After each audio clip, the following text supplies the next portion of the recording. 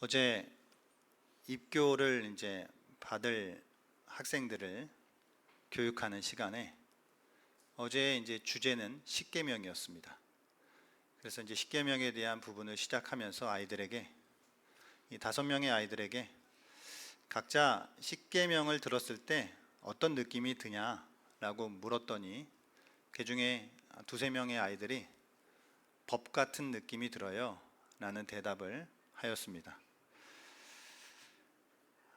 이 십계명은 구약에 나와 있는 율법의 가장 대표적인 이제 계명인데요.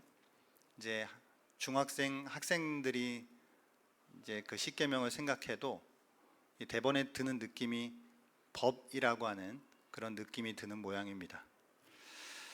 법은 우리가 살아가는 사회에서 중요한 규범이죠. 법이 있어야 사회의 질서가 유지될 것입니다. 그러나 세상은 법으로만 살아갈 수 없는 것도 사실입니다. 때로는 그보다 더 중요할 수 있는 양심, 도덕, 관습과 같은 다른 많은 규범들에 의하여서 사회는 유지되어지기도 합니다. 교통사고가 났을 때 그 사고를 처리하는 과정 속에 때로는 형사처벌로 그 문제를 처리할 수도 있지만 또 어떤 경우에는 서로 간에 합의를 통해서 마무리하는 경우도 있습니다. 합의는 상호 간의 약속입니다. 법대로 하는 것이 아니고 이쯤에서 서로가 만족하는 선에서 일을 끝내자라고 서로 약속하는 것입니다. 여러분, 성경은 약속이죠. 그래서 성경을 우리는 구약과 신약이라고 하는 이름으로 부릅니다. 한마디로 성경은 하나님께서 인간에게 맺으신 약속이라고 할 수 있습니다. 하나님의 구원은 하나님의 약속을 통해 이루어진다는 사실이지요. 그렇게 성경을 우리는 약속이라고 하고 조금 더 한 단계 어려운 용어는 성경을 우리는 언약이다 라고 부르기도 합니다. 언약이라 함은 말로 맺은 약속이라고 하는 뜻이지요. 이것이 오늘 이제 본문에서 우리가 살펴보고자 하는 바입니다. 오늘 갈라디아서 3장 이 뒷부분에서 사도 바울은 율법과 약속에 대한 그런 이 개념에 대해 대조하여서 오늘 설명을 하고 있습니다. 하나님의 구원은 율법이 아니라 약속을 통해서 이루어진다라고 하는 것을 말하고 있는 것이지요. 율법과 약속은 반대되는 개념, 대조되는 개념입니다. 우리의 구원은 율법을 통해 이루어지든지 아니면 약속을 통해 이루어져야 합니다. 둘 중 하나이어만 합니다. 둘 다일 수도 없고 둘 다 아닐 수도 없습니다. 오늘 성경은 우리의 구원이 어떻게 약속에 의해서 이루어지는지를 논증하고 있습니다. 오늘 15절 말씀을 사도가 시작하며 이렇게 말씀하고 있는데요. 15절 말씀 같이 한번 다시 읽어봤으면 좋겠습니다. 같이 한번 읽을까요? 시작. 형제들아, 내가 사람의 예대로 말하노니 사람의 언약이라도 정한 후에는 아무도 폐하거나 더하거나 하지 못하느니라. 잠시만 띄워주시겠습니까? 형제들아 라고 부르고 있죠. 아델포스라고 하는 매우 친근한 호칭입니다. 3장을 시작하며 바울이 갈라디아 성도들을 향해 어리석도다 갈라디아인들이여 라고 그렇게 호통을 치듯 그들을 나무랐던 것이 언제였는지 이제 다시 바울은 사도는 그 성도들을 향하여 따뜻한 어조로 형제들아 라고 부르며 시작하고 있습니다. 그러면서 이제 이어가는 것이 내가 사람의 예대로 말하노니 라고 말씀하고 있죠. 사람의 예대로 말하노니, 이것은 이런 의미입니다. 내가 당신들이 살아가는 일상의 일반적인 예들을 가지고 말하겠다. 그러니까 누구라도 쉽게 이해할 만한 우리의 생활의 일반적인 예를 가지고 내가 설명해 보겠다라는 그런 의미입니다. 그러면서 뭘 이야기하냐면 사람의 언약이라도 정한 후에는 아무도 폐하거나 더하거나 하지 못하느니라 이렇게 말씀하고 있어요. 이 말씀은 사람 사이에 일반적으로 우리가 살아가는 데 있어서 사회가 유지되는 데 있어서 사람 사이에 맺은 약속이 있다면 어떤 계약이 있다면 그것을 함부로 없애거나 변경하지 못한다는 말입니다. 좀 더 정확하게 하기 위해서 우리는 여기서 사도가 언약이라고 표현한 이 단어를 좀 살펴보아야 합니다. 언약이라고 표현된 이 번역된 이 단어는 원어로는 디아데케라고 하는 단어입니다.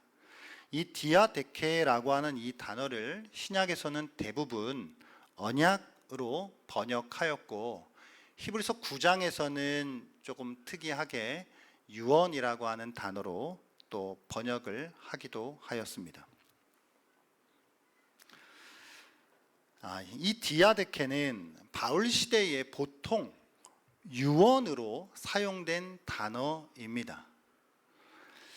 바울의 동시대를 살았던 사람이기도 한, 그래서 유대 사상을 교육받기도 한 유대 역사가 플라비우스 요세푸스라고 하는 사람은 디아데케라고 하는 이 단어를 항상 유서 혹은 유언이라고 하는 뜻으로 사용했습니다.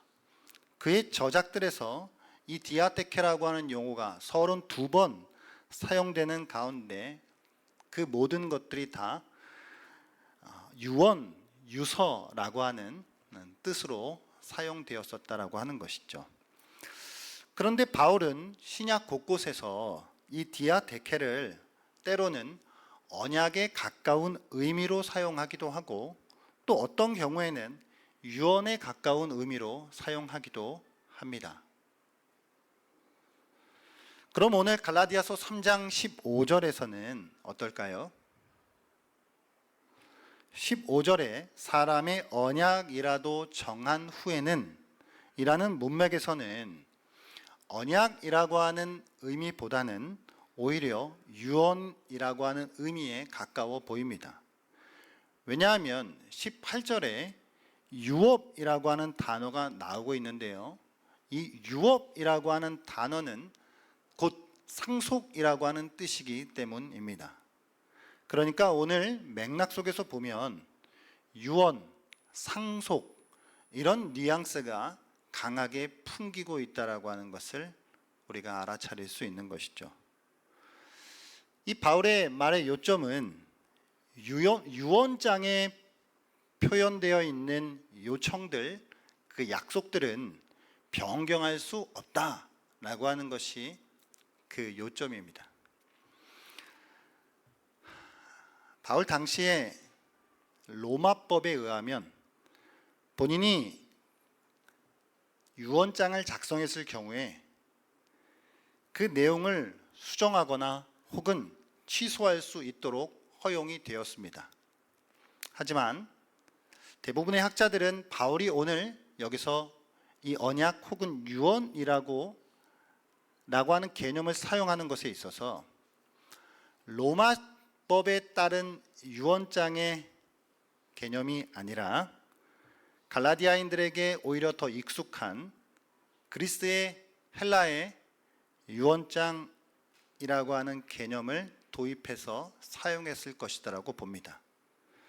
그리스 세계에서는 일단 유언장이 작성되어서 기록 보관소에 등록이 되면 아무리 그게 본인이 한 것이라 할지라도 그 자신조차도 그 내용을 수정하거나 그 기본적인 내용들을 변경할 수 없었던 것입니다.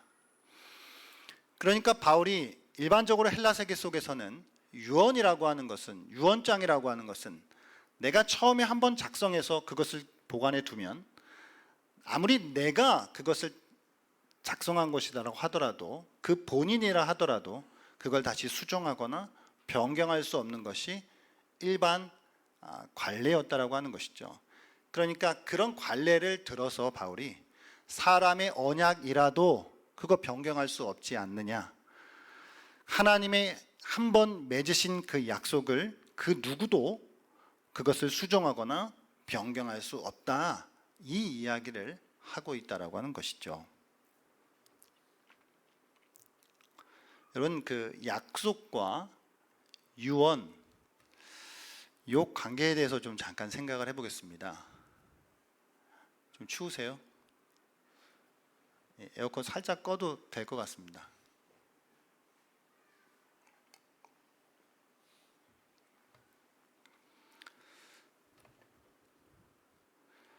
약속. 아까 다시 성경은 뭐라고요? 약속이라고요. 성경은 약속이에요. 구약과 신약. 오래된 약속과 새로운 약속이라고 하는 의미이지요. 이거는 본래 영어 성경을 뜻하는 올드 테스타먼트라고 하는 말과 뉴 테스타먼트라고 하는 말에서 우리식으로 구약, 신약이라고 번역된 용어입니다. 근데 이 테스타먼트라고 하는 이 단어가요, 이게 사실은 정확하게는 약속이라고 하는 의미보다는 유언이라고 하는 의미가 더 강합니다. 사실 혹은 증거라고 하는 말이 이제 있는 것인데, 그러니까 이제 증거는 사실 이제 요 맥락이 죽는 사람이 죽으면서 약속한 그 유언, 그것이 증거로 남아있다라고 하는 그런 이 맥락 속에서 이해가 되어지는 거예요. 그러니까 약속, 유언, 이게 결국은 이게 좀 한 세트 안에서 생각할 수 있지만 좀 더 정확하게는 테스타먼트라고 하는 건 유언이라고 하는 말에 더 가깝다는 거죠. 왜 그러냐면 이 테스타먼트라고 하는 영어가 어디서 유래했냐면 라틴어 테스타멘툼이라고 하는 단어에서 유래가 됐어요. 테스타멘툼이라고 하는 라틴어 단어는 유서, 유언장이라고 하는 뜻을 가지고 있는 단어거든요. 그러니까 올드 테스타먼트나 뉴 테스타먼트나 그게 결국은 예전 유언, 새로운 유언, 요 의미가 이 안에 담겨 있다라고 하는 것이죠. 유언은 죽음 그리고 상속과 관련된 개념입니다. 교회가 성경을 표현하는 단어를 채택할 때 테스타먼트라고 하는 단어를 사용한 것은 너무 귀한 일이라고 생각합니다. 성경은 구원의 약속이죠. 그 약속은 죽음과 관련되어 있습니다. 즉 그리스도 예수의 죽음을 통하여 구원의 약속이 주어졌다는 것이죠. 그리스도의 죽음을 통해서 우리는 구원의 상속자가 되는 것입니다. 그런 의미에서 이 유언이라고 하는 의미를 가지고 있는 테스타먼트라고 하는 이 단어를 사용한 건 참 잘한 일이라고 생각을 합니다. 그러면 이 약속 혹은 또 유언, 이런 이 뉘앙스를 풍기는 이 단어들을 오늘 이제 바울이 사용을 하면서 16절로 넘어가 보면 아브라함에게 약속하신 것을 말씀하고 있거든요. 16절을 한번 띄워봐 주시겠습니까? 이 말씀 한번 같이 읽겠습니다. 시작. 이 약속들은 아브라함과 그 자손에게 말씀하신 것인데 여럿을 가리켜 그 자손들이라 하지 아니하시고 오직 한 사람을 가리켜 내 자손이라 하셨으니 곧 그리스도라. 잠깐만 띄워주시겠습니까? 여기서 아브라함과 그 자손에게 말씀하신 약속에 대해서 이야기하고 있어요. 여럿을 가리켜 그 자손들이라고 하지 않고 오직 한 사람을 가리켜 내 자손이라고 했다라고 하는 것을 주목하고 있는 것이죠. 만일 여럿을 가리켜 자손들이라고 했다면 어떤 문제가 발생하냐면 유대인들에게 있어서는 이거는 아주 호재죠. 유대인들은 그 자손들이라고 하는 그 말을 이용해서 아브라함을 통해 주신 구원의 약속이 자기 민족에게만 국한된다라고 하는 논리의 정당성을 펼치는데 그 구절을 사용했을 것이에요. 그런데 성경은 자손들이라고 하지 않고 뭐라고요? 자손이라고 했다라고 하는 것이 중요하다는 것입니다. 바울은 자손들이 아닌 자손이라고 표현을 하면서 그것이 곧 그리스도 한 사람이라고 하는 걸 증명하고 있는 것이죠. 그러니까 이것은 아브라함을 통해서 주신 구원의 약속이 민족적인 어떤 그 의미에서라든가 혈통적인 의미에서 그게 주어지지 않았다.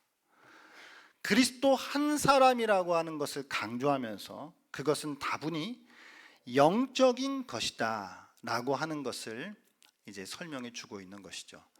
아브라함과 그 자손에게 주신 약속, 그들이 받게 될 유업, 그 상속, 그것이 구약에는 땅이라고 하는 것으로 표현이 되었지만 사실은 그리스도 안에서 우리에게 주시는 매우 영적인 개념이라고 하는 사실을 이제 바울은 자손들 그리고 자손이라고 하는 이 비교를 통해 설명해 주고 있는 것이죠.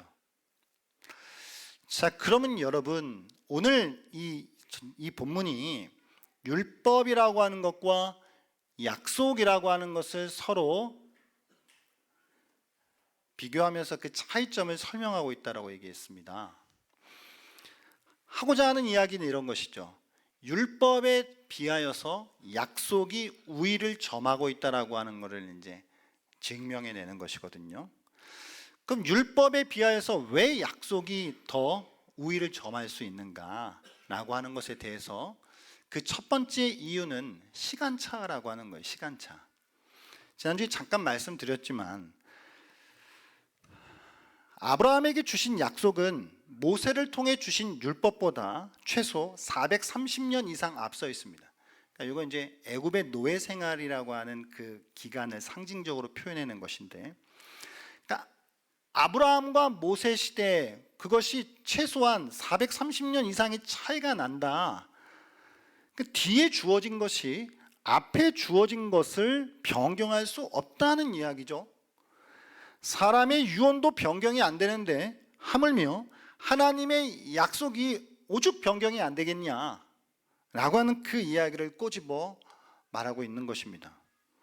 다시 말해서 우리의 유업이, 우리가 받을 상속이, 다시 말하면 우리의 구원이 율법에서 난 것이면 약속에서 난 것이 아니어야 하고, 약속에서 난 것이면 율법에서 난 것이 아니어야 해요. 둘 중 하나이어야만 한다는 것이죠. 그리고 하나님은 아브라함에게 율법이 아닌 약속을 주셨다는 것이죠.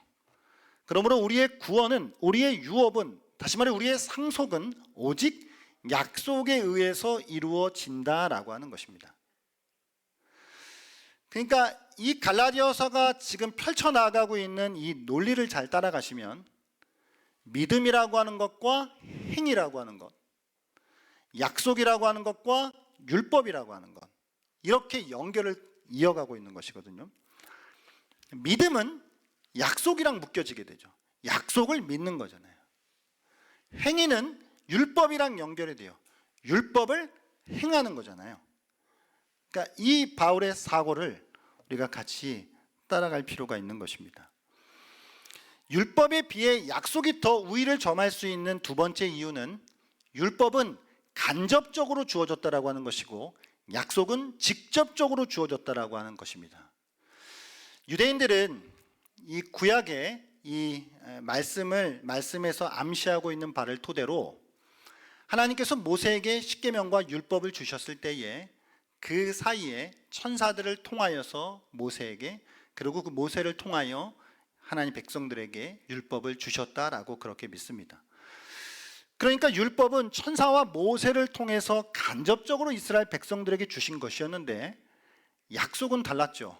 약속은 하나님이 직접 아브라함에게 주셨다라고 하는 것입니다. 한 다리를 건너서 들어온 것과 직접 들어온 것의 차이점을 말씀하고 있는 것이죠. 그러니까 율법은 건너서, 그리고 약속은 직접. 그러니까 율법보다 약속이 우위를 점할 수밖에 없다라고 하는 걸 논증합니다. 세 번째 이유는 기한입니다. 기한. 율법은 오늘 말씀에 의하면 그리스도께서 오시기까지다, 거기까지다, 이 말씀을 하고 있어요. 그리스도께서 오심으로 율법은 그 소임을 다했다라고 말씀합니다. 율법은 거기까지입니다. 그것이 율법의 사용 기한입니다. 하지만 약속은 영원하죠. 약속은 영원합니다. 율법은 그리스도가 오시기까지였는데 약속은 그리스도가 오시고 나서도 영원합니다. 그래서 그리스도가 맺으신 약속을 우리는 뭐라고 부르죠? 새 언약, 새로 말로 맺으신 약속이라고 부르는 것이죠. 이것이 약속과 율법의 근본적인 차이입니다. 그러니까 율법에 비해 약속이 우위에 있을 수밖에 없고, 우리의 유업받는 것이, 우리가 상속을 받는 것이, 우리가 구원을 받는 것이 율법으로 받든지 약속으로 받든지 둘 중 하나이어만 한다라고 하는 거.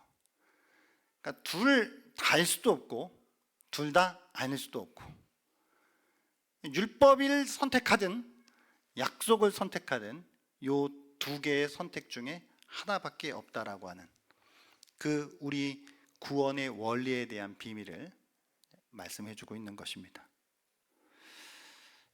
사랑하는 여러분, 우리는 어떤 의미에서 모세의 자손이 아니라 아브라함의 자손입니다. 이 이야기는 율법의 자녀가 아니라 약속의 자녀다라고 하는 말이지요. 그리고 이거는 다시 그리스도의 자녀라고 하는 이야기이기도 합니다.